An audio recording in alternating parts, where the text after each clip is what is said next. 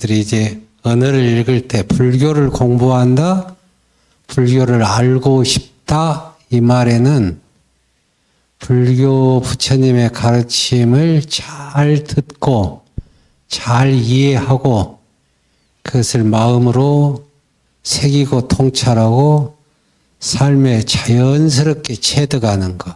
이거 이제 부처님 공부라고 하는 거예요.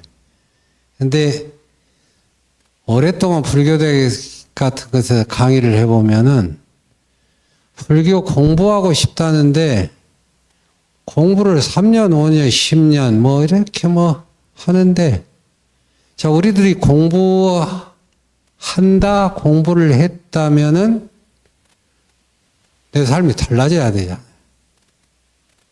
중국 선종이나 한국 선종에서는 선사와 제자들이 문답을 주고받으면서 아주 고품격의 문답을 주고받으면서 깨달음을 이뤘느냐 이루지 않았느냐를 보는데 공부 점검을 그런 차원에도 있는데 나의 공부는 내가 점검할 수 있어요. 어느 상황 속에서 비난과 오해 속에서 오해를 받는 곳에서 그때 내 감정이 어떻게 작동하지? 이런 거면 내 마음 공부가 드러나는 거잖아요. 공부를 그렇게 자기 삶을 변화시키고 성숙시키는 것으로서 공부를 잡아야 돼요. 그런데 자꾸 불교를 많이 한다, 공부 알고 싶다, 호기심이 물론 많죠. 상식적으로도 불교 문화에 대해서 부처님의 가르침의 대강에 대해서 또 지적 호기심도 있고 그런데 그러한 지적 호기심이 단순히 나와의 거리를 두고 내가 그것을 이해했다라고 지식 정보 차원에서 이르게 되면 이건 더 위험할 수가 있어요. 지적 과다 충족에서 오는 자기 교만. 불교에서도 그거 느끼고 각종 인문학 학당에서도 그걸 너무 많이 느껴요. 그러면 이제 평범한 사람들이 하는 말이 있습니다. 저러려면 공부는 해서 뭐 하느냐 이 말이에요. 그래서 늘 자기 삶의 현장에서 공부하는 것.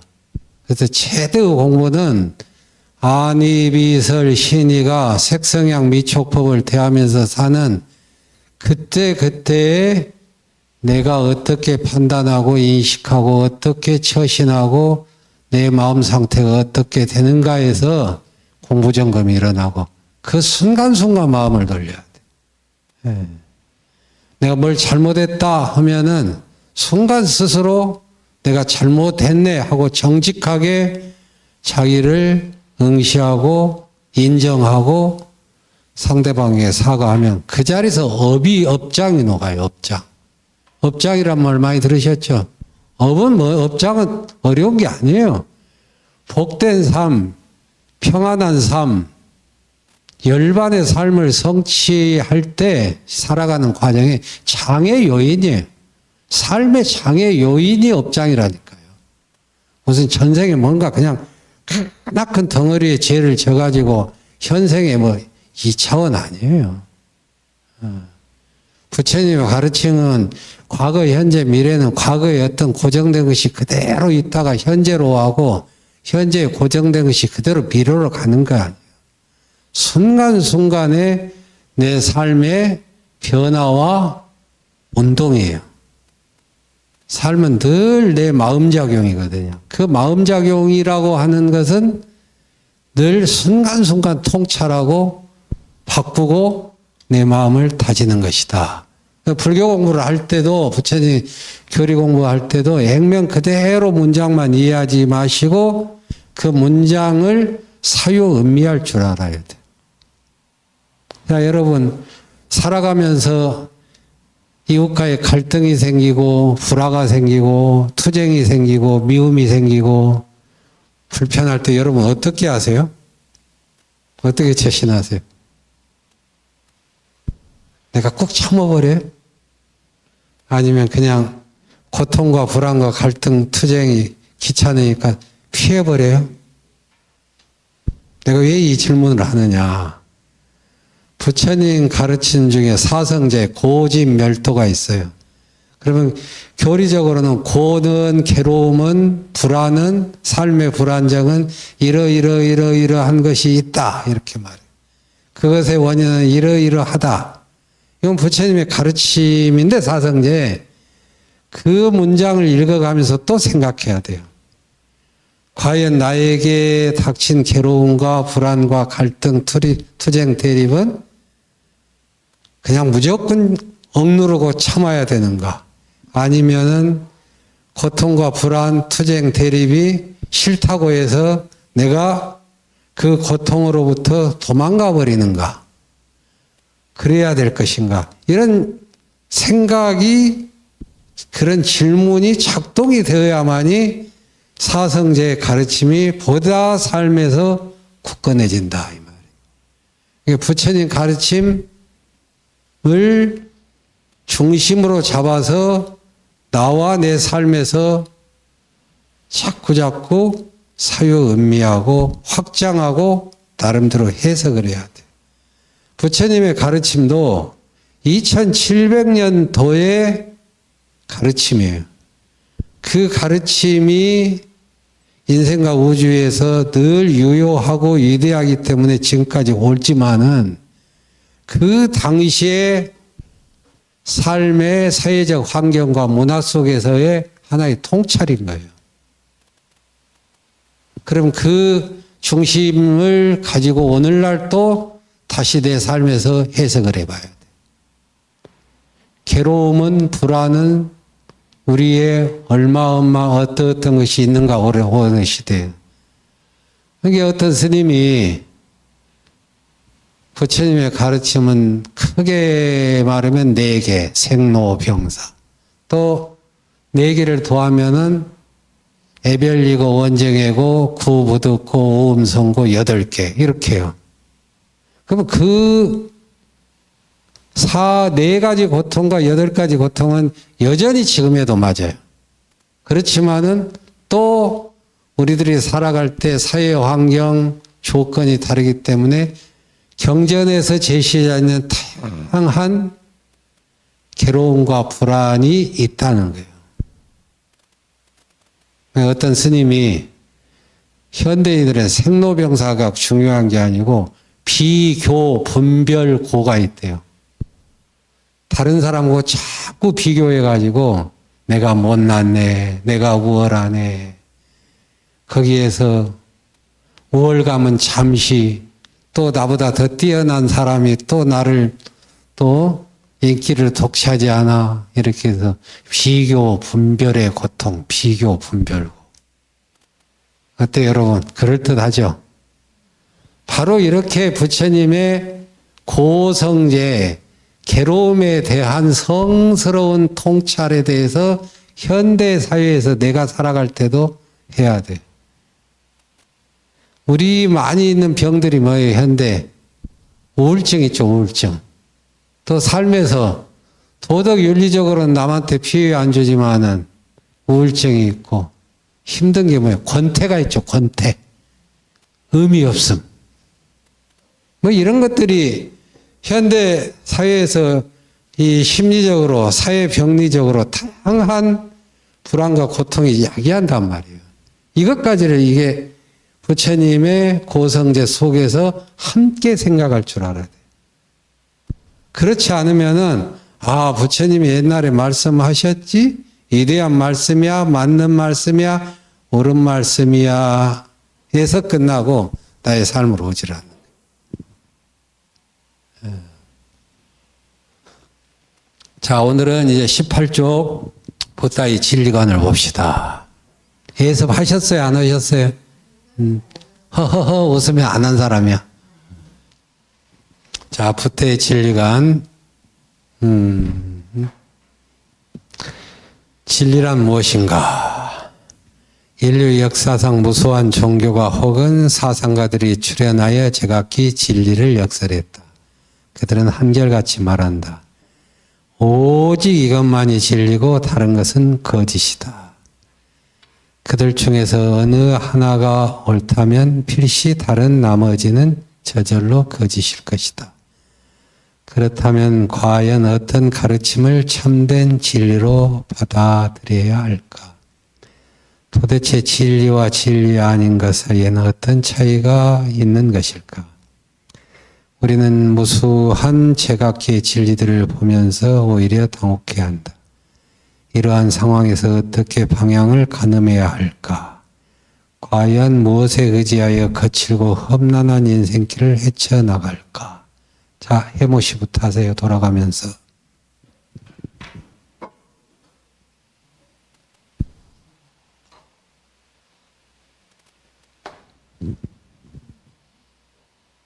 나는 이와 같은 문제를 첨예하게 의식했던 이유다. 저는 당시까지 전해져 내려온 여려위원회 형사학적 세계관을 전공했다. 최초로 결집된 경전인 법망경에서는 당시 존재했던 사상을 62가지로 분류하고 그들 하나하나를 고찰한다. 거기에는 영혼의 근원을 주장하는 상주론이라든가 죽고 나면 모든 것이 소멸되어 없어진다는 분멸론, 거물주에 의해 세상이 참고 유지된다는 일군 풍수론 등이 포함된다. 사실 이들은 동서고분모의 형사학적 논의에서 끊임없이 쟁점이 되어왔다. 그러한 주장들에 대해 수사는 실침없는 반성적 태도로 불과한다. 다음 분요.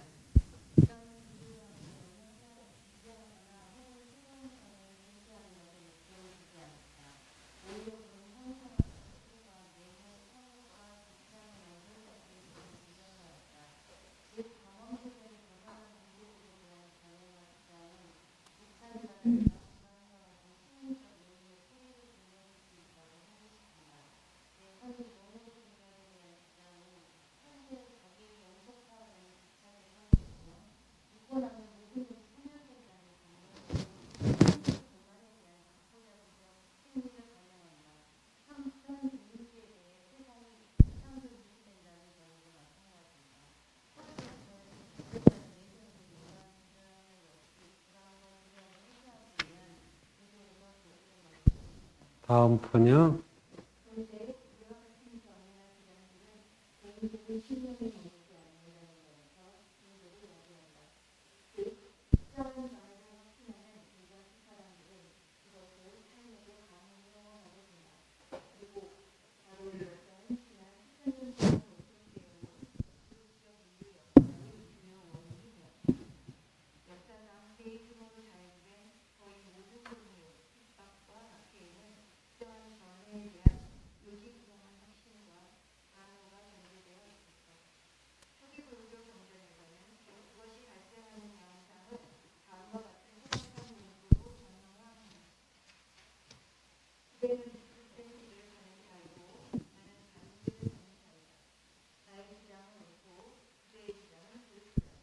그 다음에 그릇되었다 하고 가로 열고 DN이 있죠?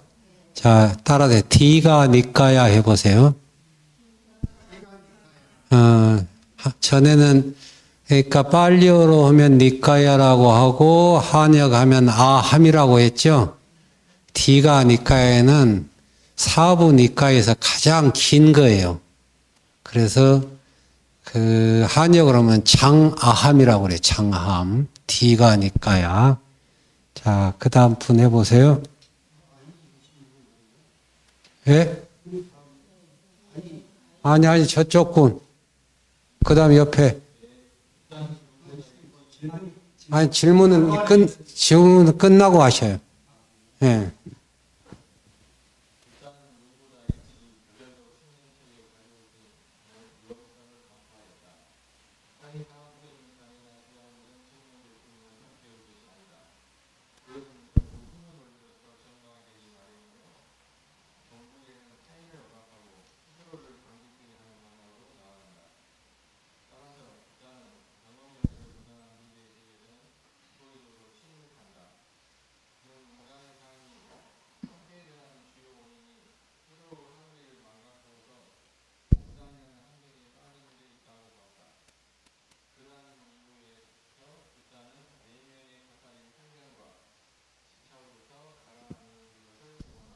다음 분요.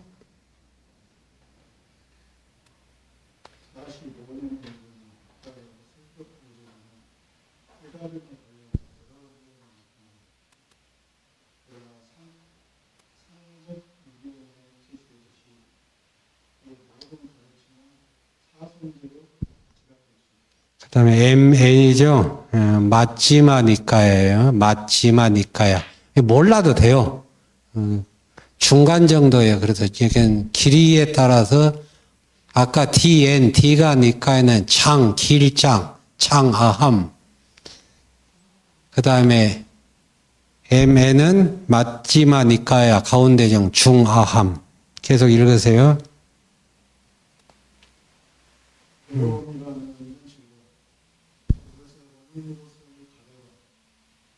괴로움이 소멸된 진리와 완전히 불가는 네 가지 거룩한 진리가 무엇이다.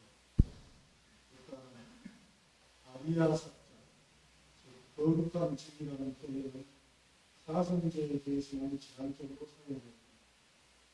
그는 괴로운 미션은 현실의 문제에 주제됐으며 여타의 사회적 기회들에 대해서는 차가운 태도를 유지했다. 바로 여기에서 다른 종교가 혹은 사상가들과 우리는 국가만에서 국가의 진리를 얘기한다고 합니다. 자, 여러분 요거 부타의 진리관 읽어 오셨어요? 안 오셨어요? 유복춘님 읽으셨어요? 안 읽으셨어요? 확실히. 네, 그래요? 자, 그러면 부타의 진리관에서 중요한 게 나오는데, 불교 공부는 양보다는 주요 핵심 말씀을 잘 이해하면은 남은 술술 풀려요.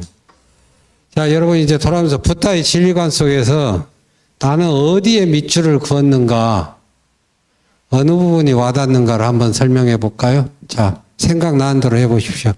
난 이 구절에 막 꽂혔어 하는 것. 그럼 막 다 해도 돼요. 몇 개 해보세요. 몇 페이지, 몇 줄, 이런 식으로.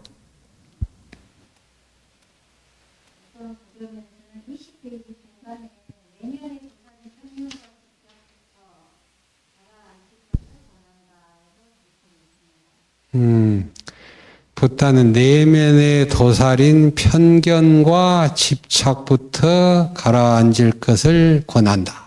여기에 이제 밑줄을 쫙 그었습니까? 예, 좋습니다. 자, 일태 부처님의 경전이어도 자기만의 독법이 있어요. 자, 이 정답이 없어요. 다 자기만의 독법이니까. 또 어디에 또 마음이 갔나요? 어느 단어 하나여도 좋아요. 예. 예.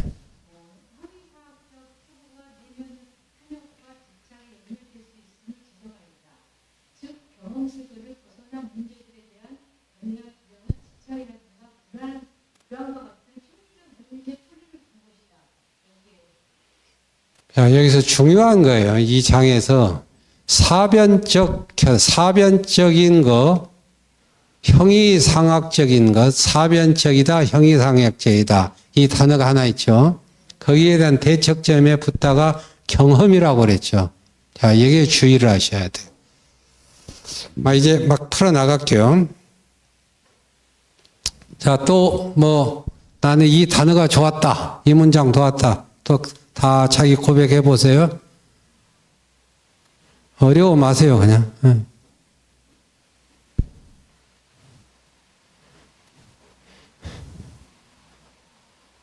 자, 부타의 진리관에서 첫 번째 이 18쪽에 보면은 법망경이라고 나와 있죠. 밑에서 하나, 둘, 셋째. 예.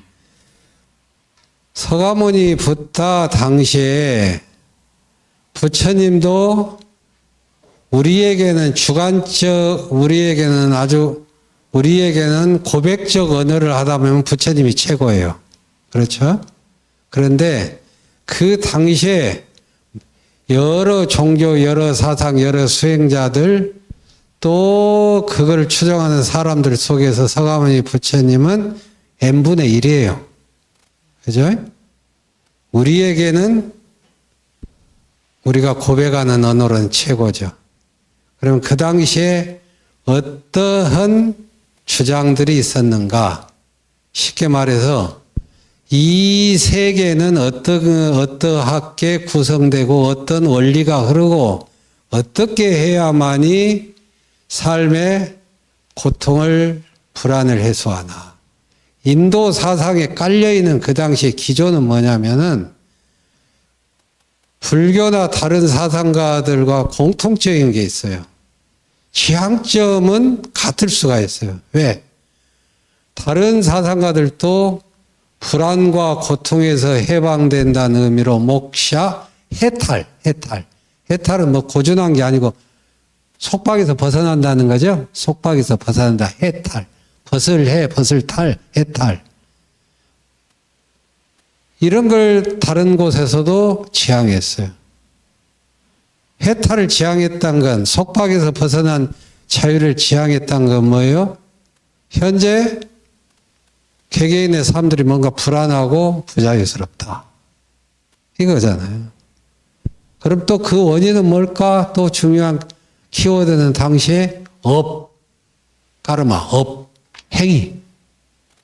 업은 여러분에게 익숙하죠? 근데 업이 불교의 고유의 용어만 아니에요. 인도 사람들이. 근데 이 업에 대한 해석이 다른 거예요. 그 다음에 또 그 당시엔 다르마, 법이라고 하는 것. 그 다르마는 다양한 그 의미가 있는데, 뭐 사실, 뭐 도덕, 윤리, 어떤 원리, 뭐 이런 다양한 해석들이 있어요. 그래서 붓다도 당시에 있던 다양한 용어들이 있으면은 받아 썼어요. 그런데 개념적이가 달라요. 요즘 우리는 명상이라는 말을 많이 쓰죠. 힐링이라는 말도 많이 쓰죠. 그럼 붓다가 살았으면은 명상과 힐링이라는 게 사람들에게 나의 법을 설명하는데 맞겠다면 그 용어를 쓰는 거예요, 지금. 서가모니 부처님도 이 당시에 그랬던 거예요. 무엇이 진리일까? 이 말은, 인도 사람에게 무엇이 진리일까? 이 말은,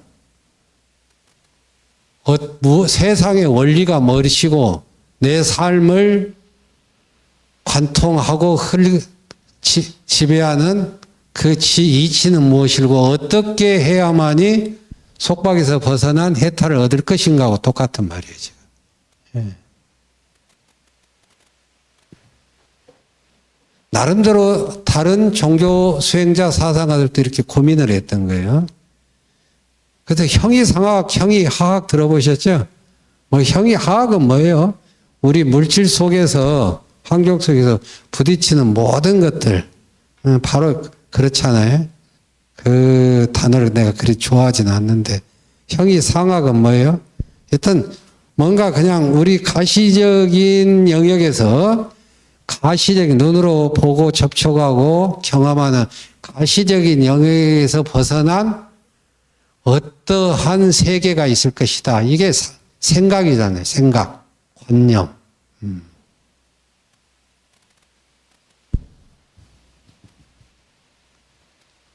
그래서 진리를 뭐라고 그랬느냐. 이 부처님의 경전 법망경, 이 법망경이라고 했을 때는 한역 아함을 말하는 거예요.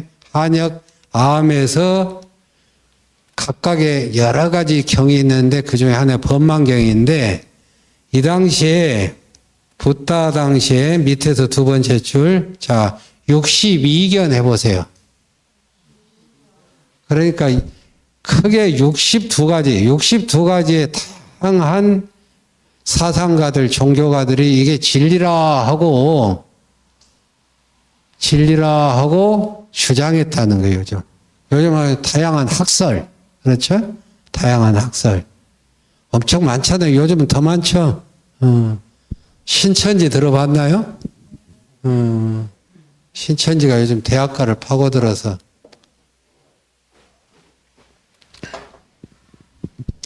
그렇게 요즘 신천지가 있고 또 뭐가 있어요? 저기 전모시도 있고 그러잖아요. 사람 사는 게 2700년이나 지금이랑 똑같아요. 그렇게 크게 안 달라요. 우리는 과거라는 시간을 딱 하니까 그 당시에 뭔가 다를 것이라고 그래요. 그 당시에도 탐욕과 분노와 전쟁과 착취와 또 나름대로 새로운 삶을 모색하려는 솟는 것이 오늘날 인간이 살아가는 게 별 다르지가 않아요. 부처님의 가르침 이렇게 이해해야 돼요.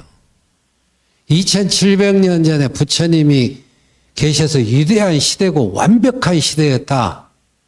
완벽한 시대가 어디가 있어요?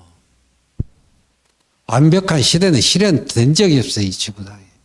그래서 고등 종교가 존재하는 거예요, 역설적으로. 어찌 보면 완벽할 수 없는,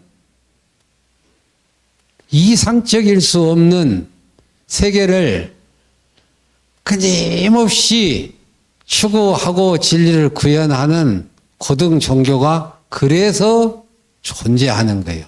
이 역설이라는 게 참 놀랍죠? 자, 그래서 서가모니 부처님도 그렇게 이해해야 돼요. 전지전능하지를 않아요, 부처님은. 본인의 마음 세계와 모든 삶에서는 전지전능한데 인간과의 관계 속에서는 100% 만능일 수가 어디가 있어요. 그러면 이 세상이 예수와 부대가 그렇게 인간관계에서 전지전능하면은 12월 23일 사태가 안 일어나고 4월 4일 헌재가 그런 사태가 안 일어나죠.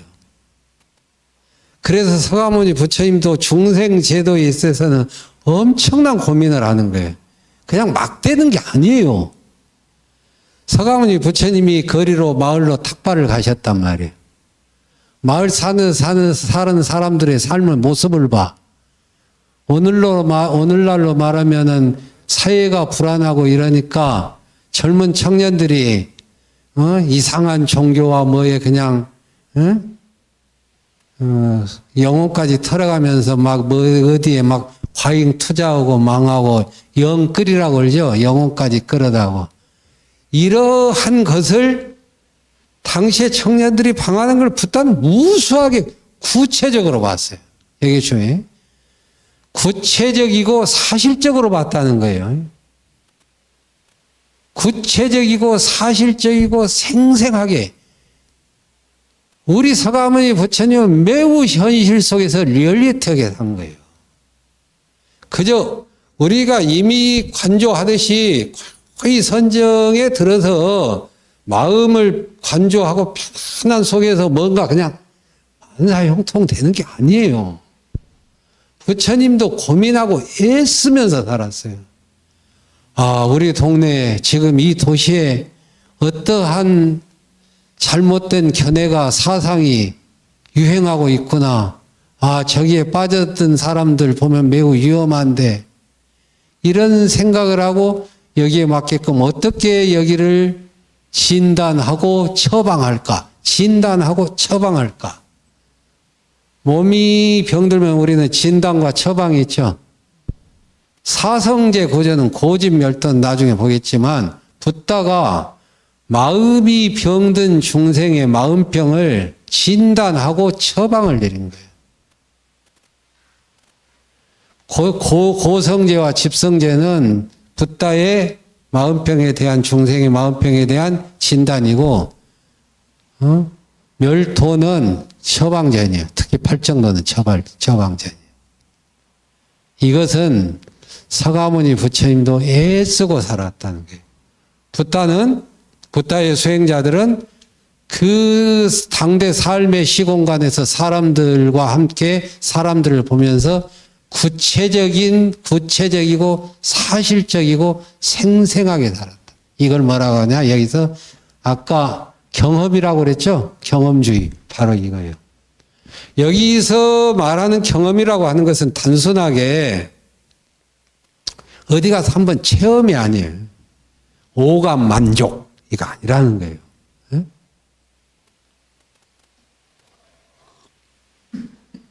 시어머니와 며느리는 왜 갈등할까?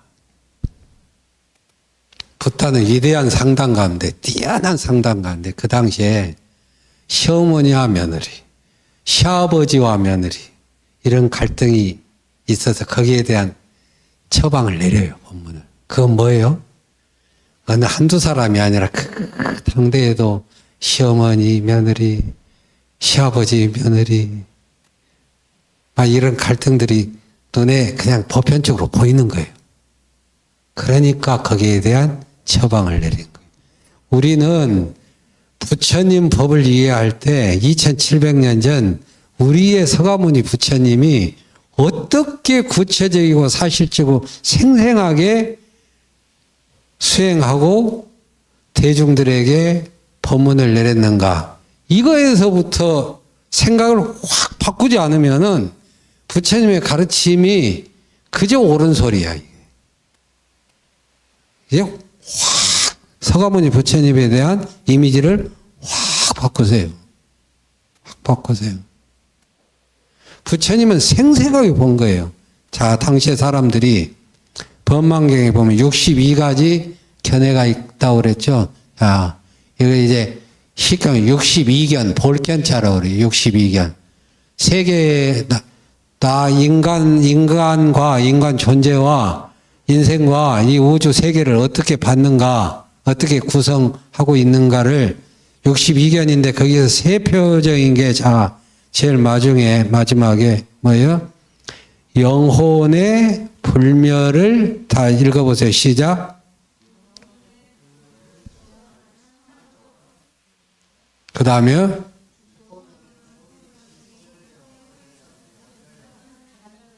세 번째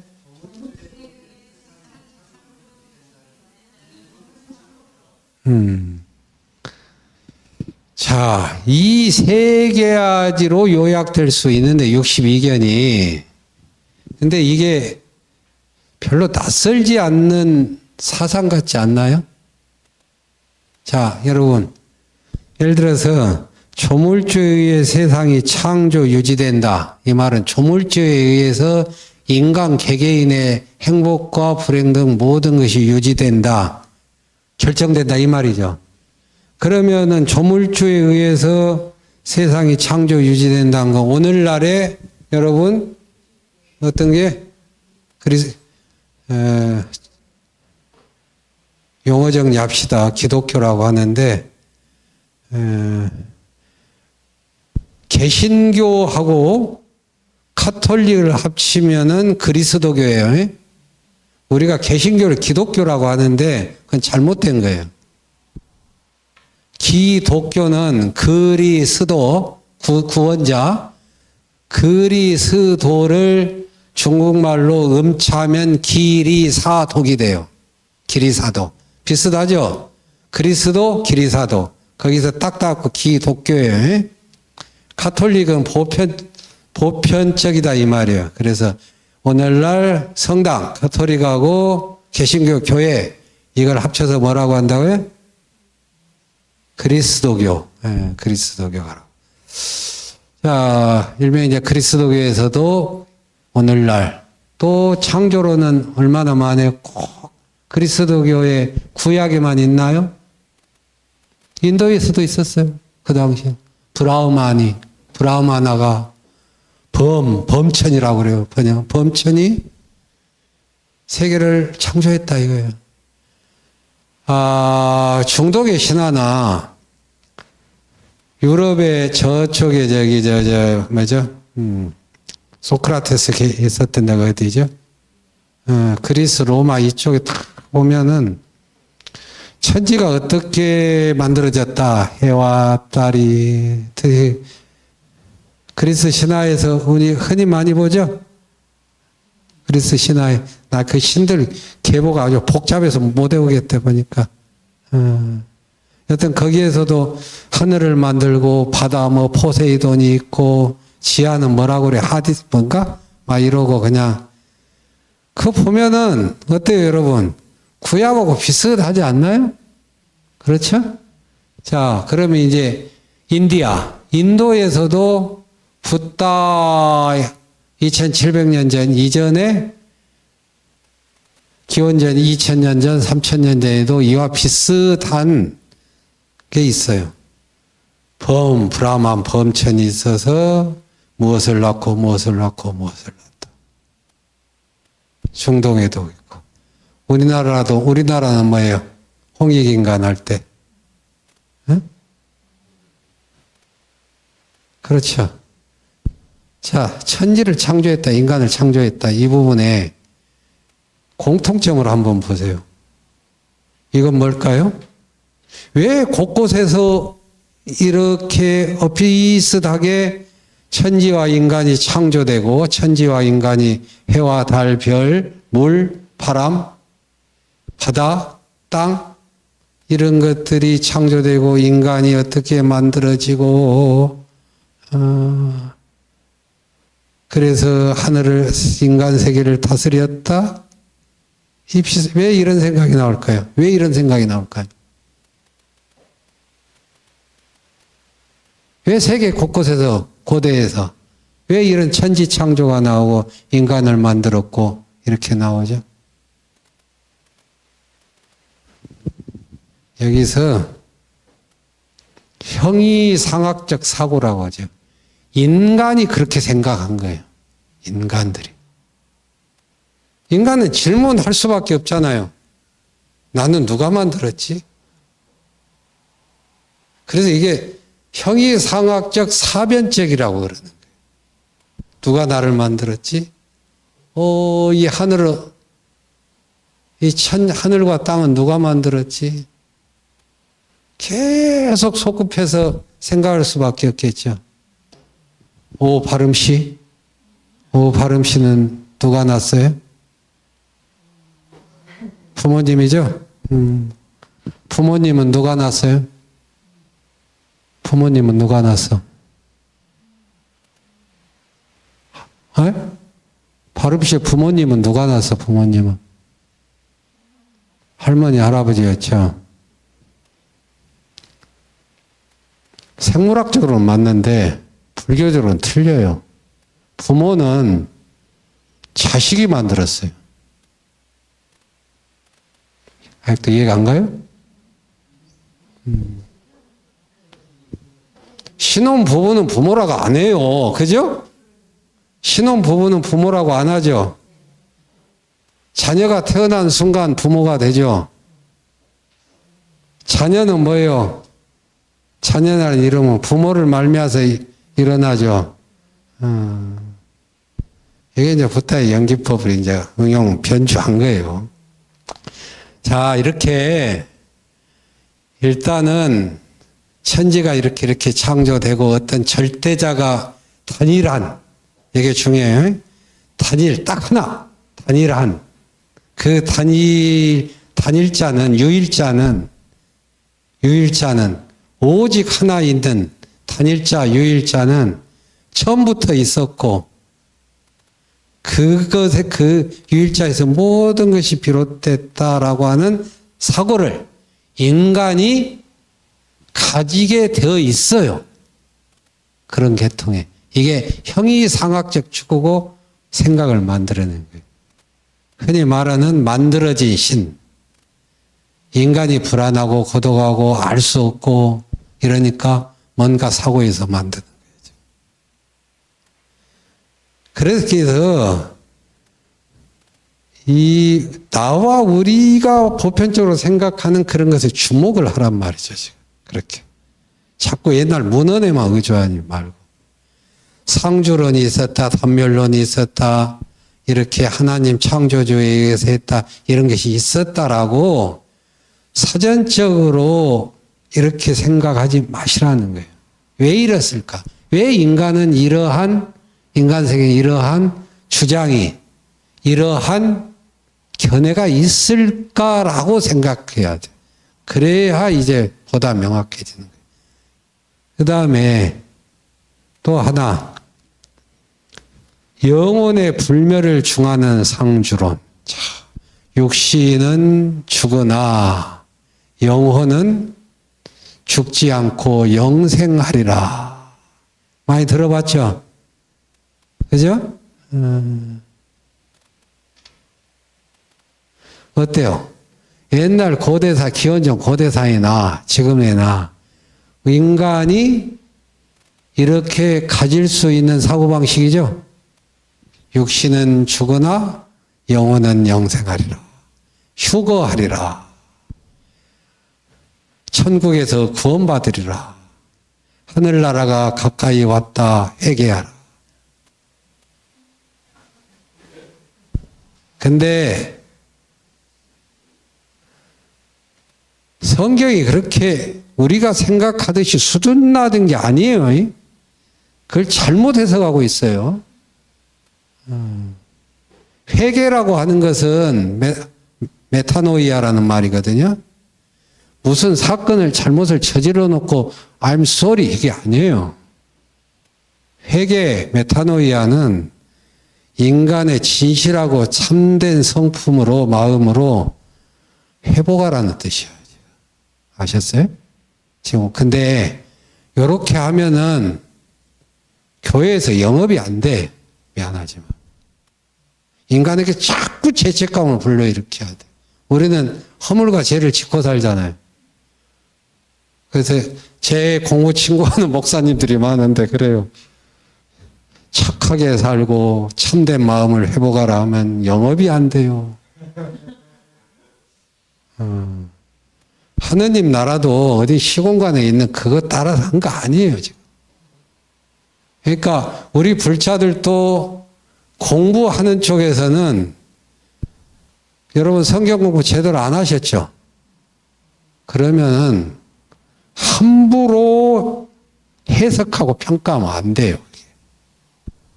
우리가 생각하는 저 어디에 있는 하늘나라 그거 아니에요. 그렇게 주장하는 신학자나 목회자가 많은 건 사실인데 신학의 범주 속에서 그거 절대 아니에요. 그거 아니라고 하는 것들이 많은 거예요. 부활도 육신이 죽어서 그거 아니라고 하는 목사님들, 신학자들이 있는 거예요. 부활은 거듭남이고 깨어남이고 불교로 말하면 깨달음이에요, 지금. 우리들이 이게 불자들이 공부하면서 자칫 잘못하게 부처님 법 위대하고 거룩하고 참 철학적이라고 그래서 다른 사상과 종교를 우리가 깊이 공부하지도 않고 단정하는 건 절대 안 맞는 거예요. 그런 식이었으면 오늘날 그리스도교나 이슬람교가 이렇게 곽광을 받으면서 될 수가 없어요, 지금. 자, 그래서 영혼의 불멸하는 자, 상주론 해보세요. 자, 상자는 항상 한다, 상이죠. 영원하다. 주는 머무를 주이요.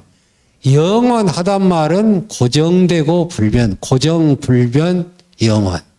자, 고정적이고 불변적이고 영원하고 단일한 하나다. 이것에 이제 적어 놓으세요. 앞으로 이제 부처님의 무아와 연기법을 설할 때 거기에 대척점에 있는 말이 고정되어 있다. 불변되어 있다. 영원하다. 단 하나다. 이런 부분을 대척점의 연기법과 무아라는 말은 들어보셨죠? 거기에가 있는 겁니다. 근데 그리고 이제 두 번째, 죽고 나면 모든 것이 소멸되어 없어진다. 자, 단멸론 해보세요. 단자는 끊어진다, 단절한다죠? 멸, 소멸한다, 단멸론. 자, 단멸론, 죽고 나면 모든 것이 소멸된다. 단멸론도 우리 현재 2025년 현대 사회에서도 몇몇 많은 사람들이, 더러 사람들이 이렇게 생각하죠. 죽고 나면 뭐 다 없어지는 건데 왜 육신도 다 없어지고 뭘 그 뭐 무형의 어떤 영혼이라고 하는 것이 있다고 말은 하는데 그거 어떻게 믿어? 이렇게 말할 수 있죠. 우리가 흔히 인간이 누구나 질문하고 나름대로 생각해서 사변적, 관념적, 형이상학적 범주 속에서 이렇게 추출할 수 있는 사고가 상주론, 단멸론, 그 다음에 천지창조론, 이것 말이에요, 이게. 자, 이렇게 주장한 학생들이 있었는데, 문제는 왜 부탁께서는 이 세 가지, 큰 범주로는 세 가지, 또 세상에는 62가지 견해라고 하는 것은 중요한 거예요. 내가 세상을, 객관 세상을 본다. 이 정도 견해가 아니에요. 여기서 중요한 것은 나를 보는 거예요. 나, 또 각각의 생명체, 색수상 행식, 생각할 줄 알고, 판단할 줄 알고, 인지할 줄 알고, 사고할 줄 알고, 상상할 줄 알고, 감정을 일으킬 수 있고, 어떠한 생각과 의도를 만들어내고 그 의도를 행위하는 그 나를, 각 생명체를 어떻게 보느냐 이 말이에요. 그래서 그냥 견해 이러면 우리는 내가 무엇을 본다 해가지고 나는 딱 띄워놓고 객관세계만 이런 거예요. 불교에서 말하는 연기법, 이것이 있으므로 저것이 있다고 하는 것은 나는 도외시하고 나 밖에 있는 객관세계 이것과 저것의 연결고리가 아니에요. 붓다의 가르침은 한시도 5, 12처, 18개라고 하는 나와 나의 세계, 나와 나, 그리고 나의, 나와 이것을 벗어날 수 없어요. 그래서 내가 참 중요한 거예요. 내가, 내 한 사람의 삶이 얼마나 중요한 것은 연기법을 보면 아는 거예요. 자, 이제 5분이니까 한 10분 쉬겠습니다.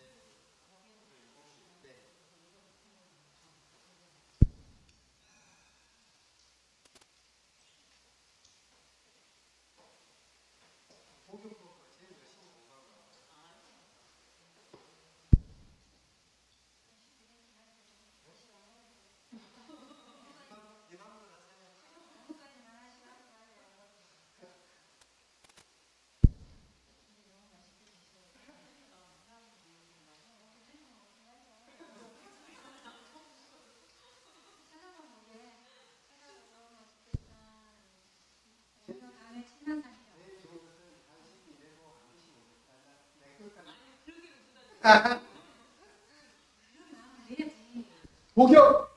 왜 그러세요?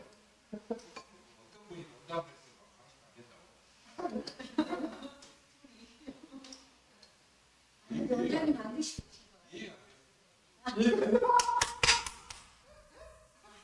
배고파서 너무 잘 된다고.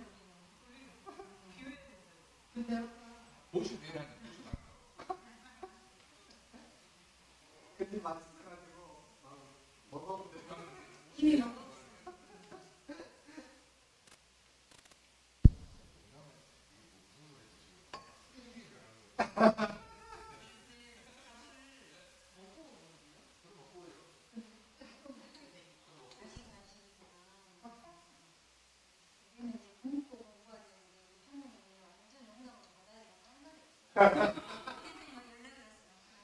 간식을 먹어야 되냐.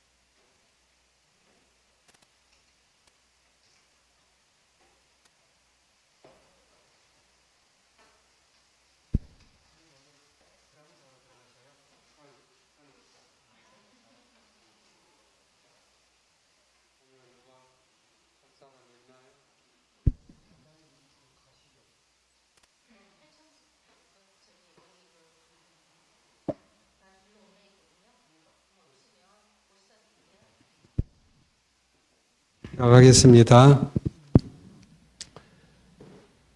자, 이 부타의 진리관에서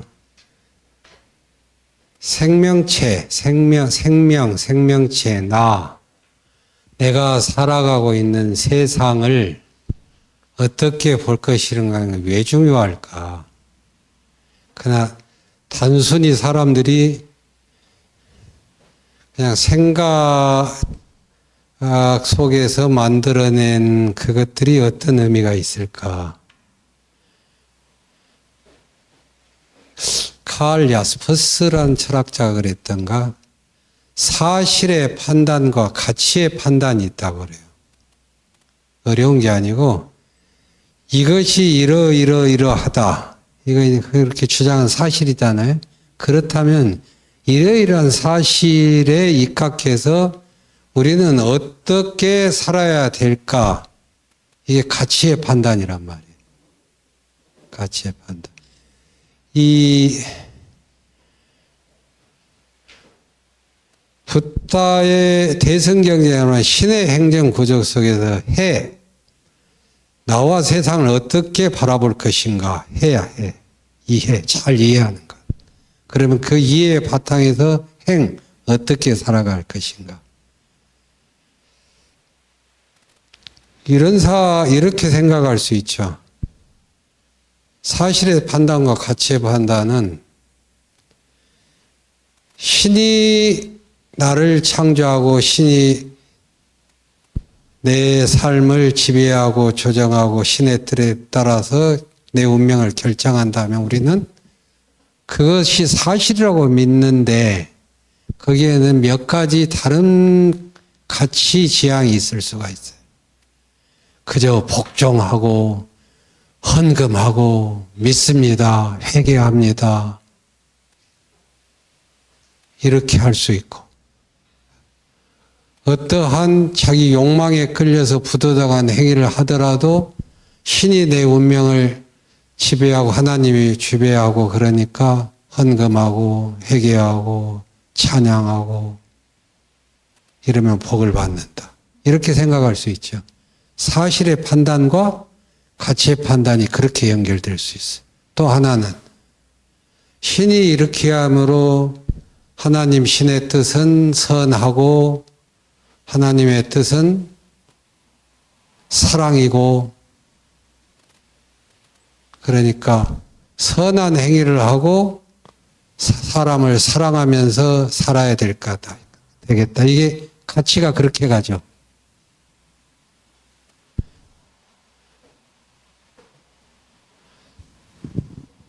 죽으면은 몸도 죽고 그러면 영혼도 없고 다음 생도 없고 뭐하고 이러니까 다 끝나니까 이러한 사실의 판단에서 그러므로 이 생을 하루하루를 절제하고 자제하고 마음의 평화를 구하고 다른 사람과 함께 연민과 사랑을 나누고 이렇게 가치 판단을 그렇게 할 수도 있죠. 근데 어떤 사람은 뭐 죽으면 그만이니까 두 번 다시 안 할 세상 그저 그냥 즐겁게 살자 해서 이 나의 감각적 쾌락을 최대한 극단화시키고 죽으면 끝이니까 도덕 윤리도 필요 없다. 어떻게든 나만 행복하면 된다. 이러한 가치 판단을 할 수가 있죠. 그래서 고대에서 중세까지 역사를 보세요. 이러하다고 세계관을 상주론이다, 단멸론이다, 천지창조론이다 이렇게 주장하면서 그러니까 너희들은 이렇게 살아야 돼. 그런 것의 대표적인 행위가 뭐냐? 제사예요, 제사. 알겠죠? 우리 유교식 제사 말고 희생제의. 그러니까 구약에 보면 뭘 많이 잡아봤죠? 동물. 양을 잡아서 막 이렇게 하죠. 유대교. 예수 이전의 종교가 뭐예요? 유대교죠. 유대교.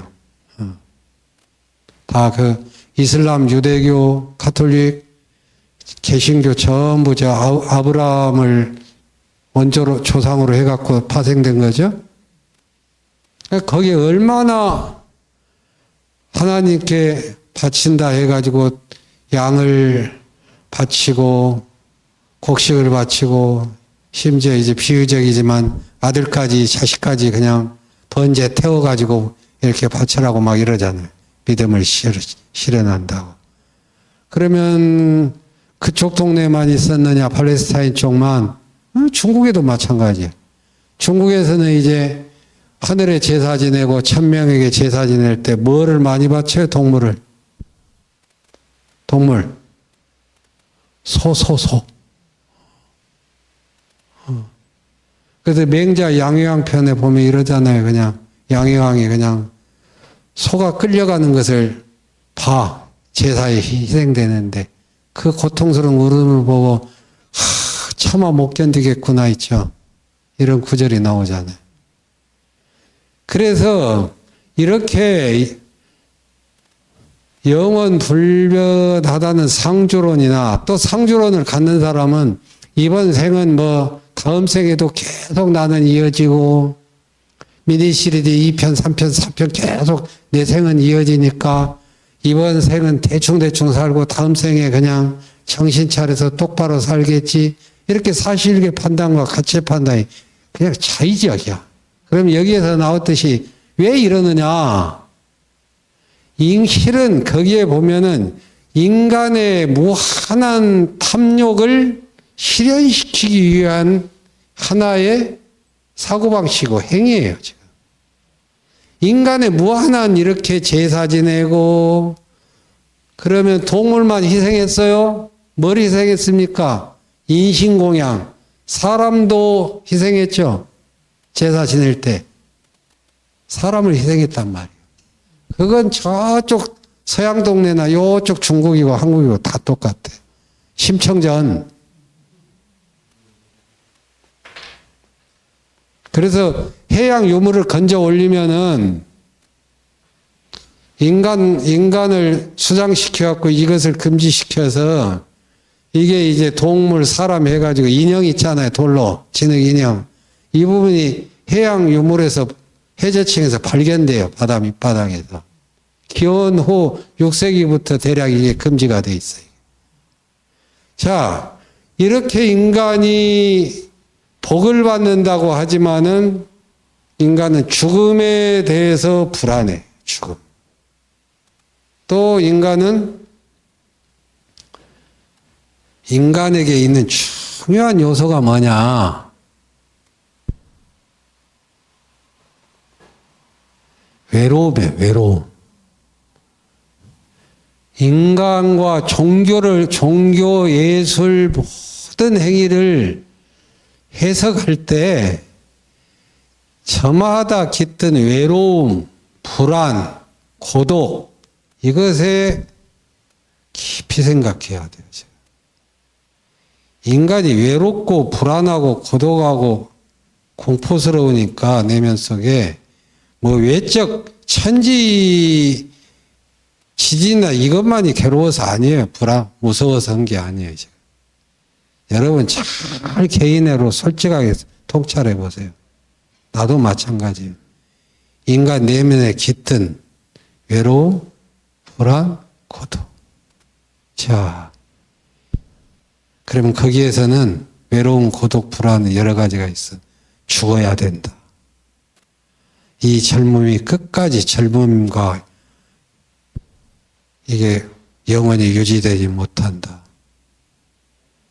온갖 재물과 권력과 이런 것이 충족되더라도 인간 내면 존재의 내면에 깃든 외로움, 불안, 고독, 이것은 이게 간단한 게 아니에요, 실은. 친구가 없어서 외롭다. 알아주는 사람이 외롭다. 없어서. 이런 차원이 아니라니까요. 단순하게. 거기에서 불안하니까 자꾸 이러이러한 일을 하면 예술이 되고 종교가 되고 그러는 거예요. 인간은 불안하면은 뭔가 해소책으로 감각을 괴롭혀야 돼. 감각을 극대화시켜야 돼. 또 정신이라고 하는 정신세계에 나름대로 무언가를 구성해야 돼. 그래서 외로움과 불안으로부터 탈피를 해야 돼. 또 포장도 해야 돼. 그래서 욕망하고 곁들여졌어요. 여기에서 아까 어느 분이 그런 말 했죠? 그러한 이유에서 붓다는 내면에 도살인 편견과 집착을 가라앉힐 것을 말했다. 또 뭐 어디 있었는데? 가운데 19쪽의 가운데 한편 19쪽에 위에서 5번째부터 읽어봅시다. 오늘 내가 목이 갈라지네. 그 아까 안 읽으신 분 읽어보세요. 붓다는 여기.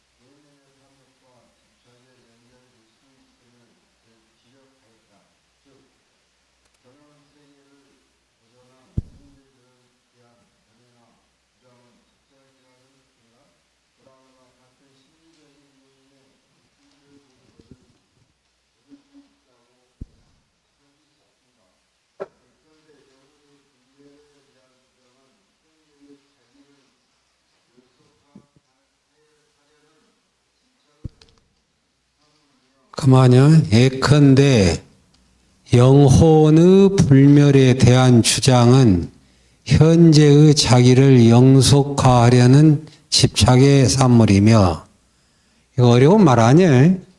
지금 내 존재가 보고 듣고 생각하고 밥을 먹기도 하고 차들 커피를 마시기도 하고 노래도 부르고 사람들과 즐겁게 놀고 하는 내 존재를 영원히 유지시키고 싶어. 영원히 유지시키고 싶어. 그러죠? 그러니까 이게 이제 영혼 불멸 내지 인간은 그냥 육신은 죽으나 영혼은 죽지 않는다. 내가 내 속에는 육신은 비록 썩으나 죽지 않고 변하지 않고 불멸하는 죽지 않고 영원한 그 무엇이 있다. 이것이 계속 유지시키고 싶다. 자기 존재를 끊임없이 유지시키고 싶어하는 심리가 있는 거예요.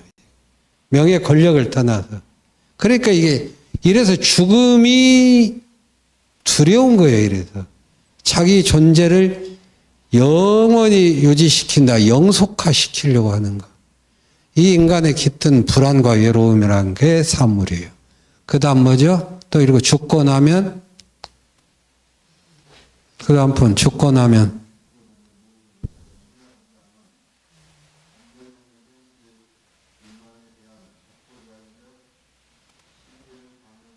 맞죠?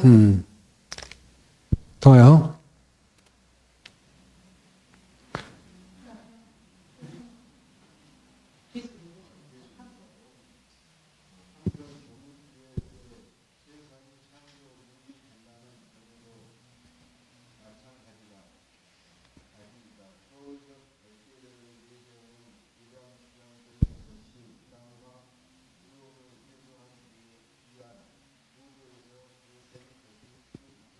자, 바로 그런 거예요.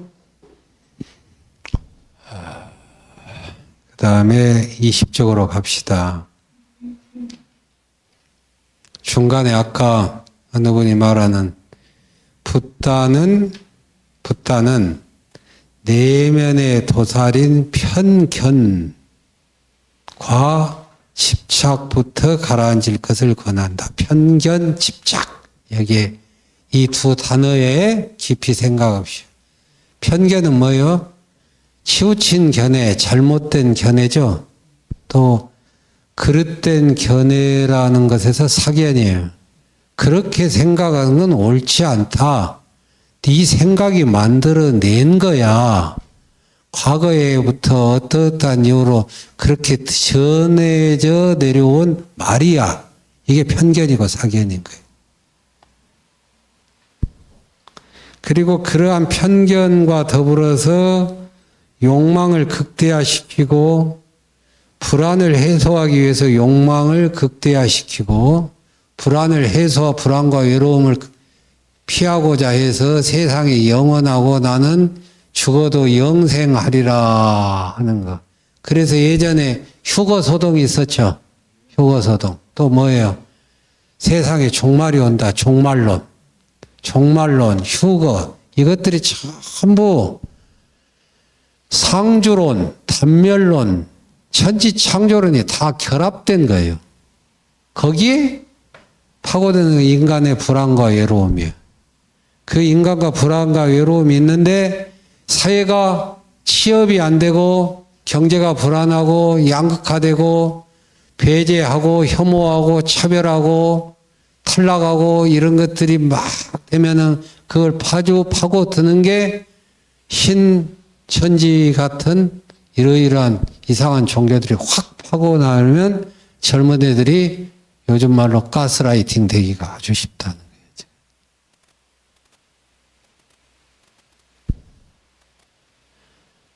그렇게 이상한 조류에, 종교에 빠져들어서 사람들이 패망으로 가고 하는 것을 우리는 너무 많이 보잖아요.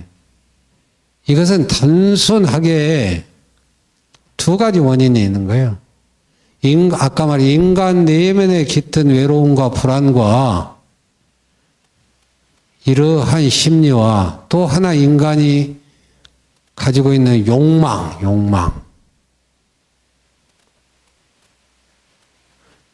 욕망과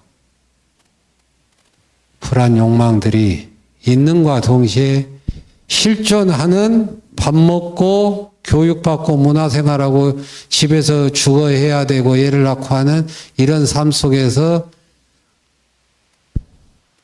맹자가 말한 대로 항산, 안정적인 생업 구조가 일어나지 않으면 이 양자가 혼합이 돼가지고 절망하게 돼요. 갈 곳을 없어. 그러면 그 취약점을 딱 파고든다는 거예요. 상주론과 단멸론과 천지창조론이 구원받는다. 가스라이팅 되기가 아주 쉬워요. 그러니까 이게 아주 정치를 잘 해야 돼요. 정말. 양극화를 해소해야 되고. 최적 생활이라고 하는 거. 이미 중국의 맹자가 이야기했잖아요. 항산과 항심이라고. 항산. 안정적인 생업 구조가 있어야만이 항심, 마음이 안정된다고. 안정적 생활 구조가 안 돼 있는데 마음이 안정된 사람은 선비와 같은, 수행자와 같은 극소수 사람이라고.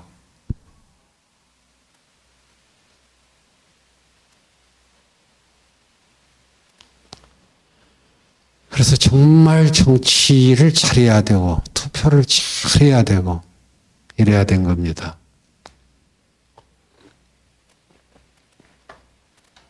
자, 편견과 집착으로부터 가라앉혀야 돼요.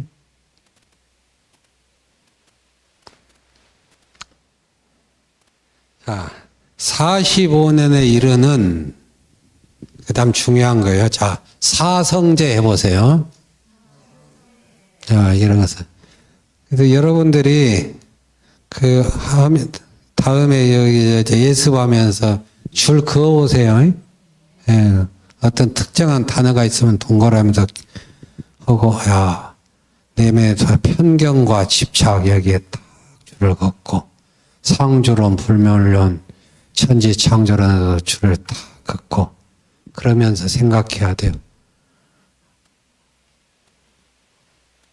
단별론이란 게 우리 사회에 어떠한 유행이지 오늘날 시대에는 이렇게 사고할 줄 알아야 돼. 그럼 단별론에 빠진 사람은 어떠한 행위를 하게 되지? 이렇게 되고. 45년에 이르는 붓다의 설법위원장에는 깨달음에 관련한 여러 내용이 있다. 그러나 상적 유경에는 여기에는 코끼리 상이죠? 발자취적. 코끼리 발자국으로 비유한 경전이 상적 유경이에요. 그 상적 유경 아함에서 법만경, 아함에서 상접유경. 아시겠죠? 니까야의 다른 이름인 한역 이름인. 제시되듯이 모든 가르침은 사성제로 집약된다. 이 코끼리의 발이 우리 발보다 엄청 크죠? 그러니까 이 다양한 동물들의 발이 있는데 코끼리 발이 이렇게 덮는단 말이에요.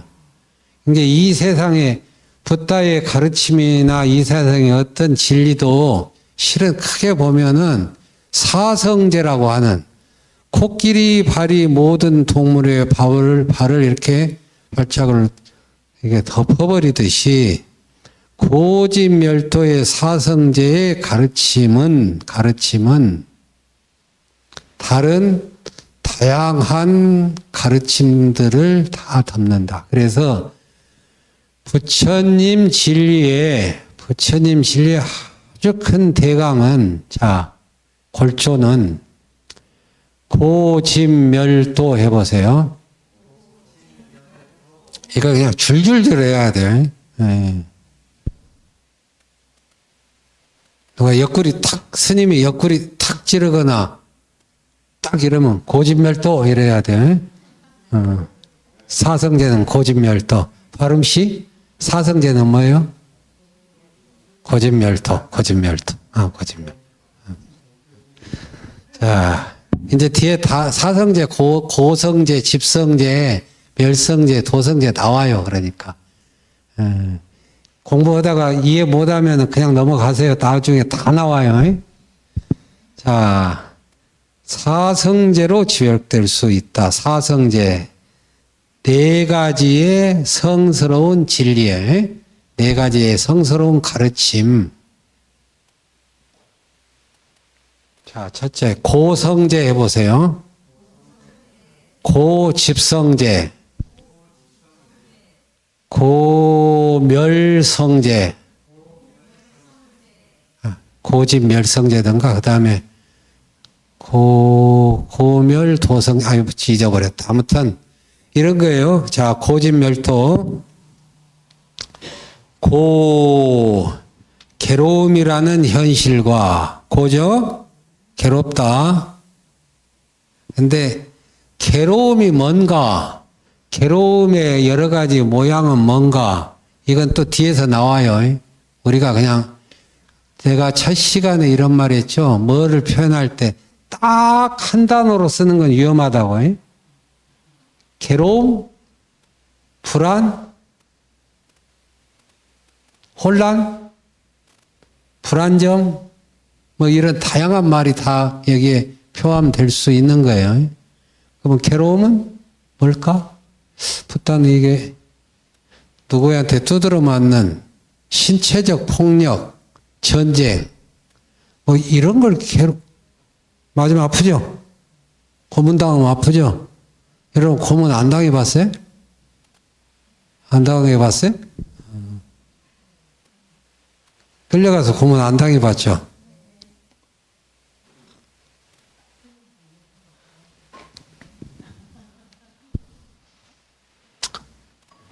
예전에 어떤 분이 내 건강이 안 좋다고 지하번 있죠, 지하번 가재요? 자기 또 놔뒀다고. 그래서 가서 1시간 반을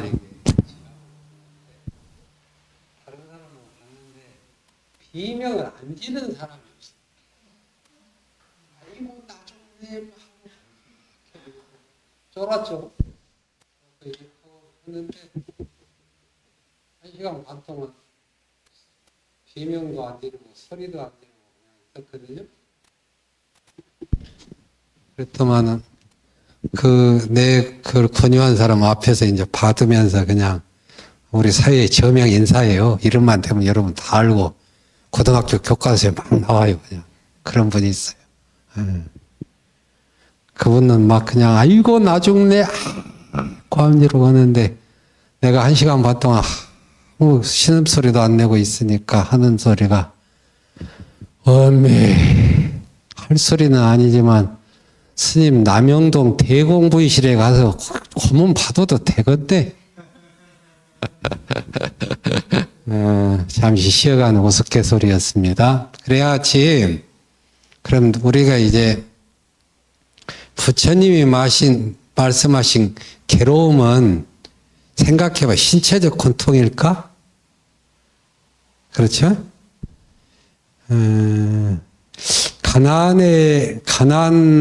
가난의 어려움에서는 고통을 말하는 것일까? 이렇게 이제 생각해 볼 수가 있어요. 그래서 괴로움의 분석이 만만치가 않아요. 앞으로 이제 고성제에서 나와요. 몸으로 말하면 어떤가요? 내가 병이 들었다.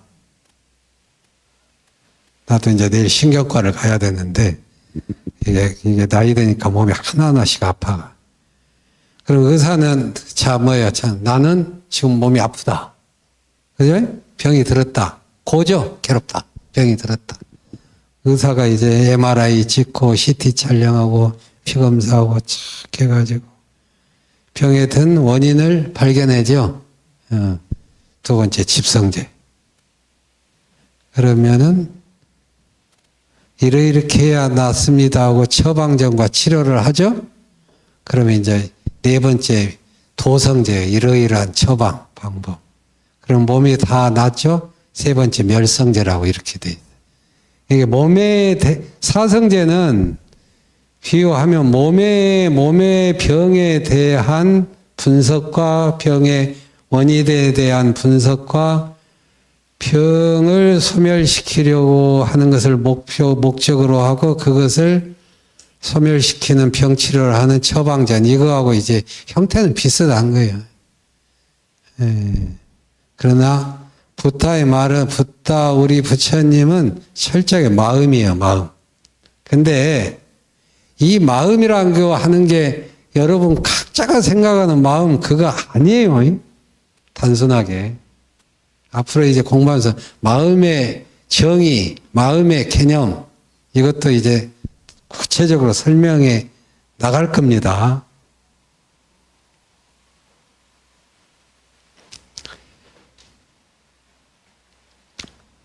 괴로움이라는 현실과 그것의 원인으로서 괴로움이 소멸된 경지, 멸이죠, 멸. 자, 이거 열반 들어봤죠? 열반의 다른 이름이에요. 완성의 길. 괴로움을, 불안을, 갈등을 완전히 소멸하는 그러한 열반의 경지, 고요하고 청정하고 평온하고 기쁨이 넘치는 그런 열반을 성취하는 방법. 그게 팔정도라고 그러죠. 8가지 길. 이 4가지 거룩한 진리이다. 자, 고진멸도 해보세요. 사성제. 야, 부타는 아리야 사자, 즉 거룩한 진리라는 표현을 사성제에 대해서만 제한적으로 사용하였다. 그러니까 아리야 사자 이 말은 이 사성제에서만 썼다 이 말이에요. 빨리요. 그는 괴로움의 해소라는 현실의 문제에 주력했으면, 자, 여기서 해소에 밑줄 그으세요. 괴로움의 해소라고 돼 있죠? 이 임숙태 성탱이 괴로움의 해결이라고 안 했어요. 비슷한 말 같죠. 불교는 괴로움의 해소예요. 괴로움의 해결이 아니에요. 해결이 중심이 아니에요. 해결을 안 하겠다는 게 아니고. 자, 이거예요. 서가모니 부타 당시에 어느 여인이 있었어요. 혼자 살면서, 남편 없이 혼자 살면서 아들 하나를 키우고 살았어. 외아들이죠. 혼자. 오늘날하고 똑같은 거죠. 근데 오늘날도 그렇지만 옛날에는 참 많이 죽었잖아요. 왕과 귀족들도.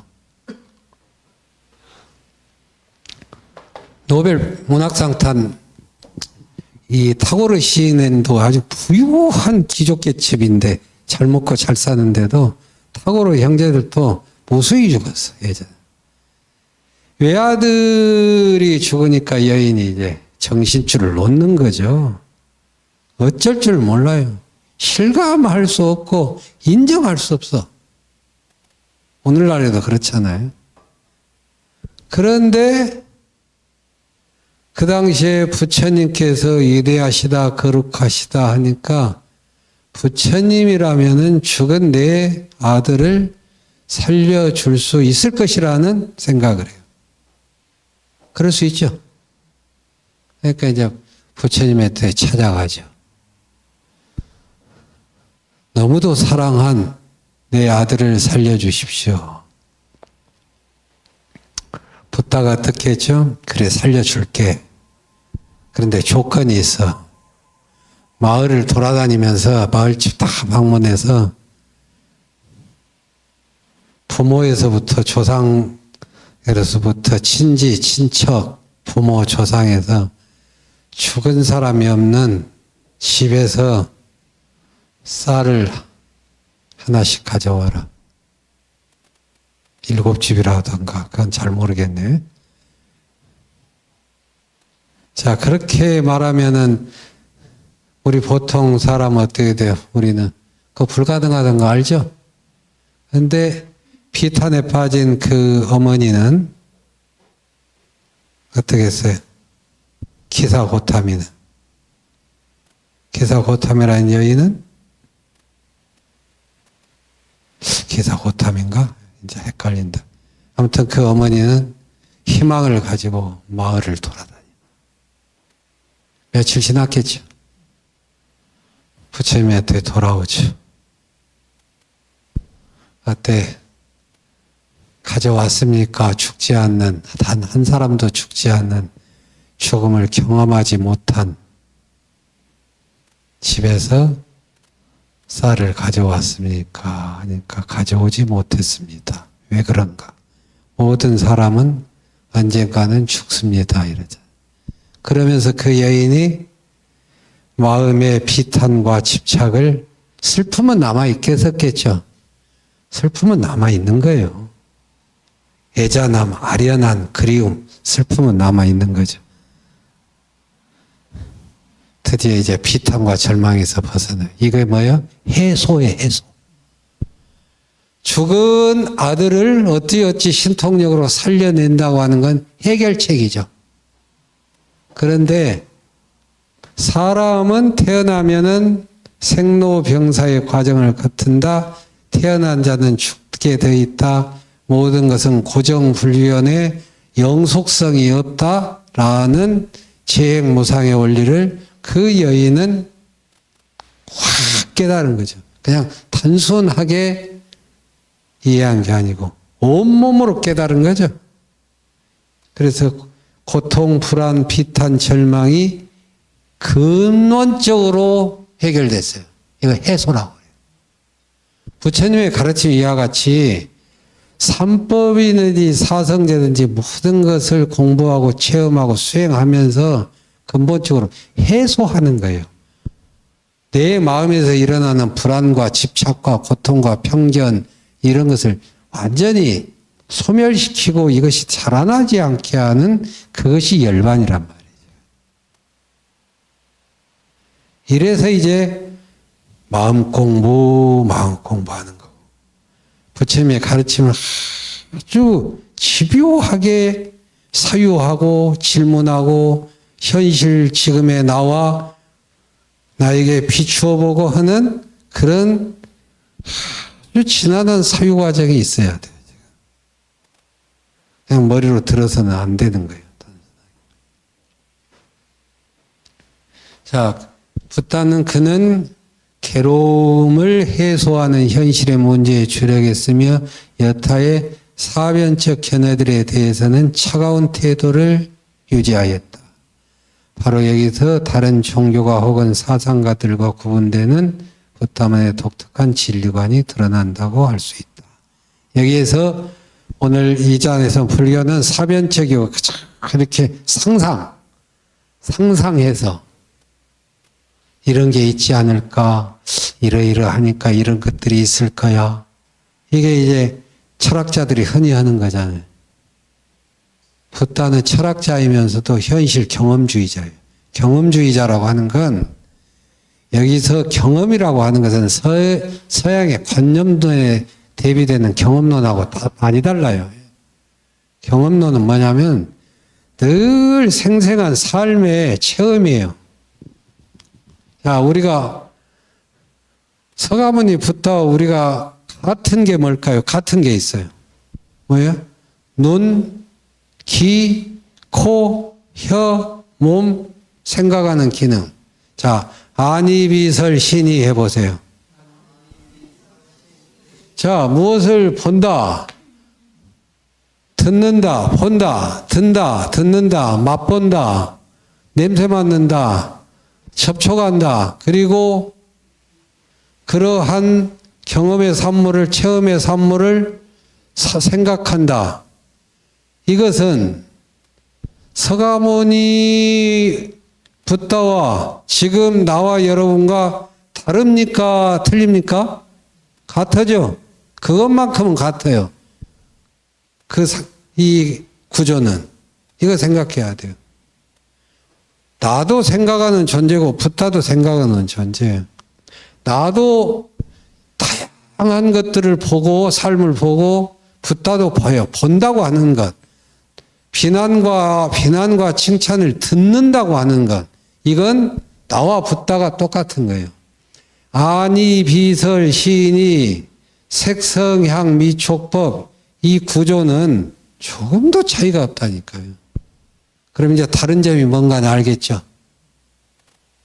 그래서 늘 깨어나자마자 일상 속에서 여러분 오늘 누군가를 봤죠? 또 어떤 소리를 들었죠? 보고 듣는다는 게 단순히 이런 소리만 들은 거 아니에요? 들은 게 아니잖아요. 어떤 내용을 담은 말을 들었죠. 이게 우리의 삶이에요. 이상한 짓 하는 사람들 보잖아요. 다양한 사람들을 보고 다양한 사람들의 행위를 듣고 이러저러한 소리를 듣고 이러한 냄새도 맡고 이러한 음식도 보고 과거에 나하고 갈등이 있었던 사람도 보고 과거에 내가 도움을 많이 받은 사람이 최근자의 어려움을 당하고 있다는 소리도 듣고 그러면 그걸 가지고 생각하고 연민심도 느끼고 누구는 분노도 하고 이게 뭐냐? 이걸 경험이라고 그래요. 붓다 말. 아시겠죠? 이게. 그래서 서가모니 부처님의 진리는 가르침은 수행법은 그냥 보리수 아래서 고요하게 마음을 가다듬어 갖고 뭐 저절로 들어온 거 아니에요.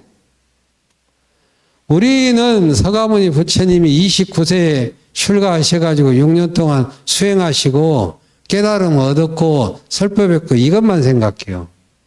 그러면 부처님을 이해할 수가 없어요. 완전히. 29년간의 출가 수행자 이제 29년간의 삶에도 주목해야 돼요.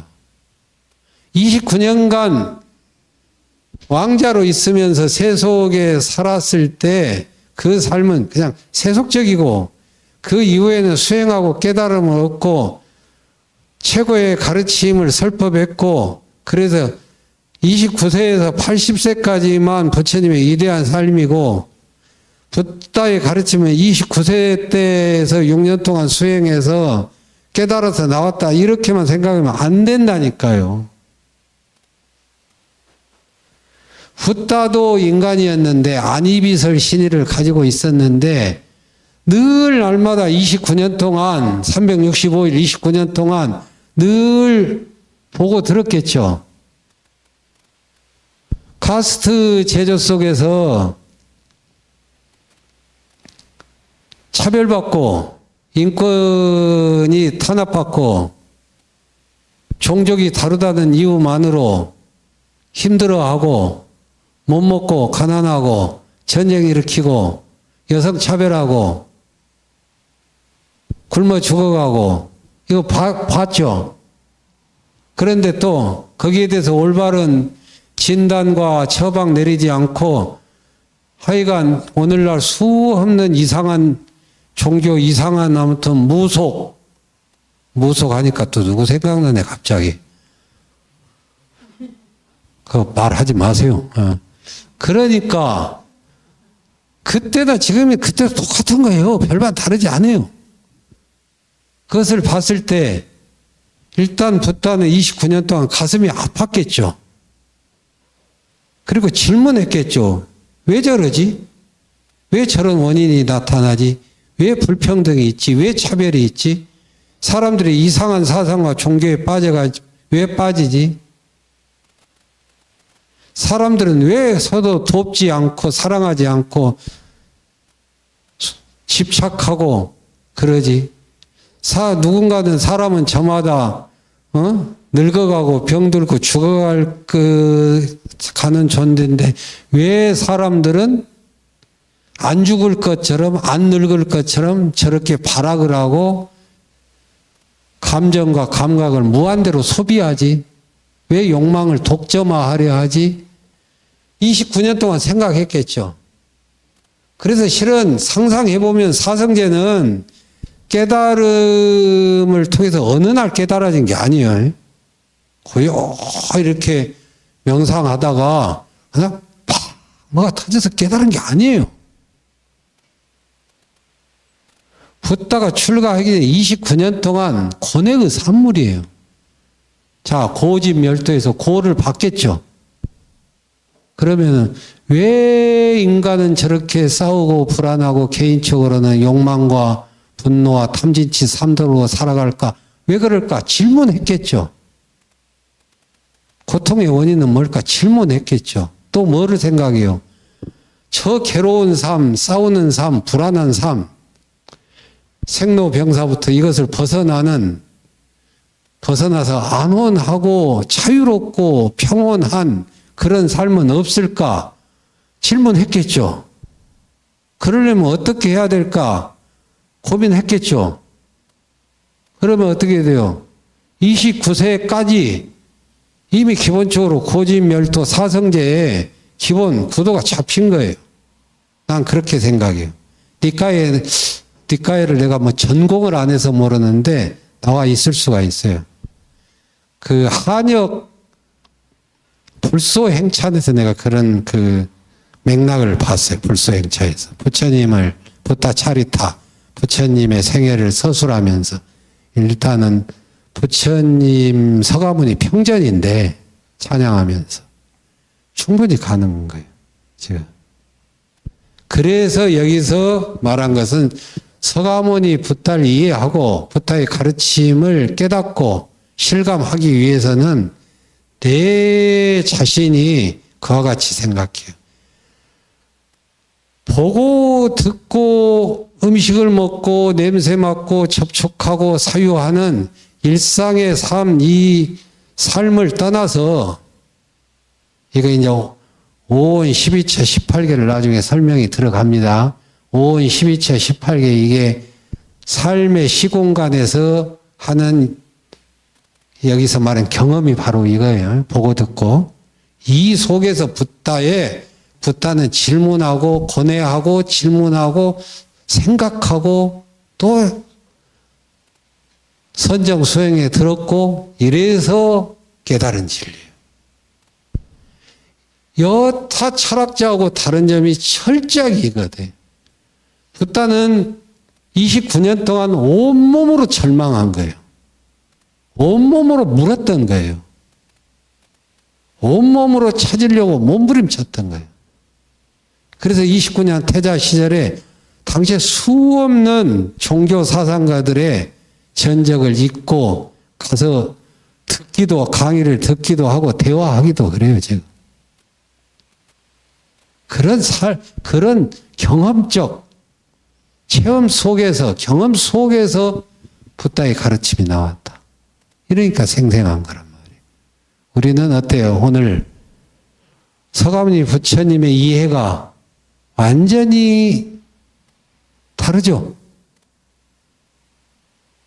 우리가 생각했던 서가모니 부처님, 이렇게 이해해 볼 수가 있겠습니다. 오늘 왜 이렇게 내가 목이 갈라지지?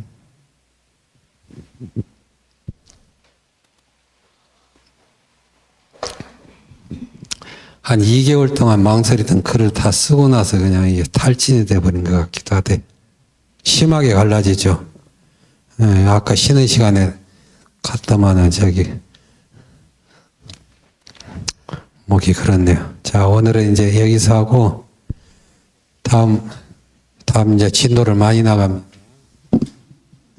한번 부타의 생애,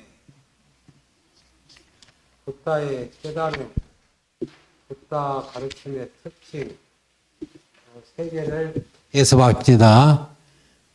셋 하고 읽어가고 밑줄 긋고 주요 단어에 줄 긋고 그 다음에 오늘 이해모 실장같이 책을 안 가져오는 일은 없어야 되고 그리고 책을 보면서 다 숙제검사 할 겁니다. 그래서 숙제검사 해보자. 오, 잘했어요. 어디 한번 보자. 네. 이거, 이거, 뭐, 100점? 네. 너무 많이 적으시면 안 돼요. 적기보다는 많이 들으세요. 듣고 생각하세요. 네.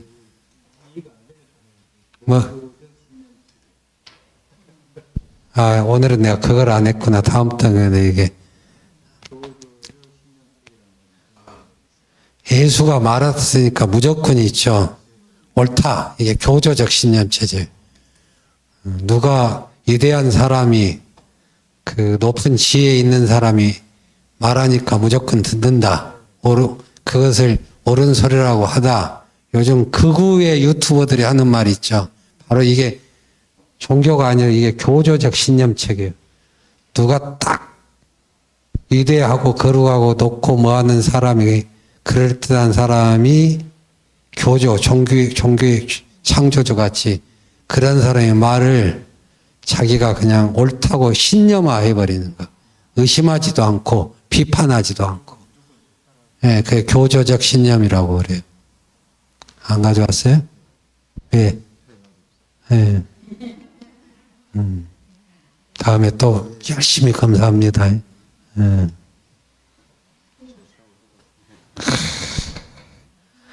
아이고.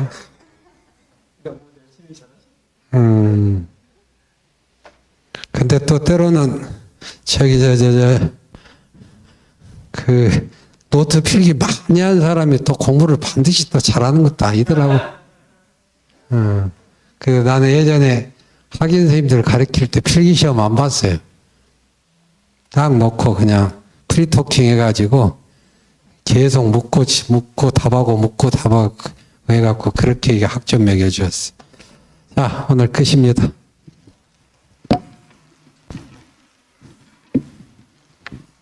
네, 우리 스님 두 번째 경전학교 강의 이렇게 잘 마쳤습니다. 우리 스님 감사의 박수 한번 좀 부탁드리겠습니다. 네, 어찌 보면은 새로 공부하는 듯한 느낌이 드네요. 이렇게 종교에 대해서 또 불교에 대해서 다음에는 또 부처님 생애 부분이라서 좀 이렇게 우리가 그동안 이렇게 알고 있는 그런 불교가 아니라 새롭게 이렇게 접근하고 바라볼 수 있는 아주 좋은 기회가 되지 않는가 싶습니다. 빠지지 말고 이렇게 29강 잘 마칠 수 있도록 끝까지 잘 이렇게 했으면 좋겠다라는 생각이 들고 다음은 이제 식순에 따라서 불자 환경옥에 같이 모시도록 하겠습니다. 모두 일어나 주시기 바랍니다.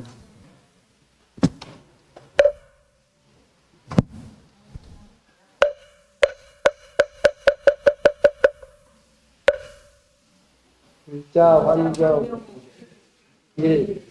천지 자연이 모두 연결된 우주 생명이 보라 존중하며 모시는 2. 경쟁 대립하는 죽임의 삶이 아니라 서로 협동하며 살기는 삶. 3. 많은 것 빠른 것보다 적고 작은 것을 추구하며 단순 소박한 삶을 살겠습니다. 4. 깨끗한 편리함이 마음의 분별인 줄 알아 적당히 불편한 삶을 살겠습니다. 5. 물질적인 풍요보다 마음의 풍요를 추구하는 희생하며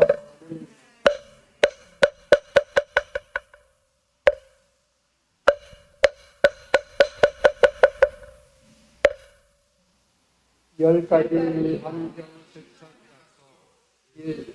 친환경적으로 2. 일회용으로 만들어진 물건을 사용하지 않습니다. 3. 필요 없는 물건을 소유하지 않고 이웃과 나누며 살겠습니다. 4. 적게 구입하고 적게 쓰고 적게 버리겠습니다. 5. 사용하는 물건도 아끼고 다시 쓰고 오래 쓰도록 하겠습니다.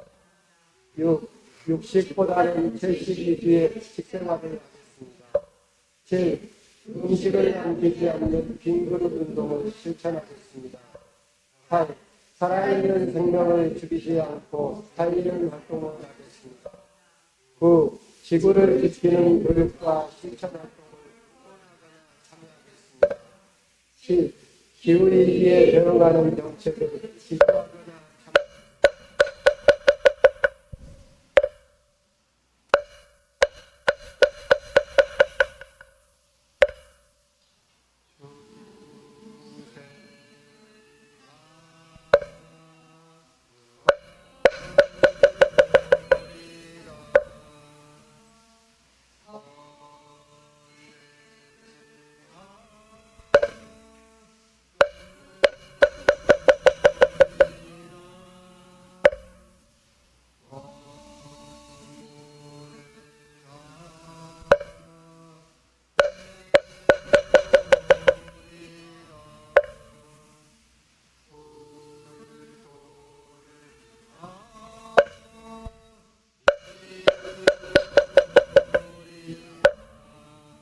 성불하십시오.